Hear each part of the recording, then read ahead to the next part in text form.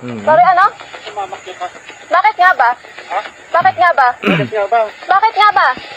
Maganda ka lang pala. Pero nung ka ng pangit ang ugali mo. Yo, what's up sa inyo mga kaadik?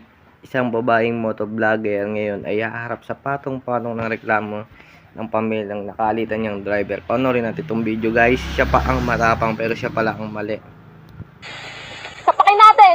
Sorry, ano? Sumamak ka. Bakit nga ba? Ha? Bakit nga ba? Bakit nga ba? Bakit nga ba? Namaki pala guys. You tell me. Bakit nga ba? No, you tell me.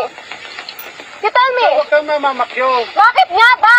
You tell me. Nagit-git nyo kasi. May side mirror pa ako, wala. Yun. Hindi ka gumagamit side mirror mo? Yun, dun pa lang mali na yung babae guys. Wala siyang side mirror. Pero bakit nakagala siya ng ganyan? Tama. Ikaw ang wag ganon. You use your side mirror. Sikat ka na girl. Sa motostick ko nila. Kung ganyan ka pa. Sira ulo.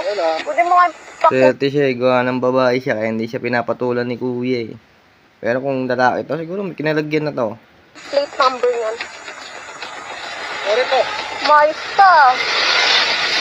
Parami ko yung Tapos ito pa guys.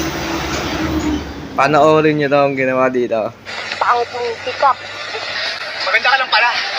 Pero nung ka ng pangit ang ugali mo. Ngayon, doon pa lang, sabol na siya. Kaya guys, maraming salamat.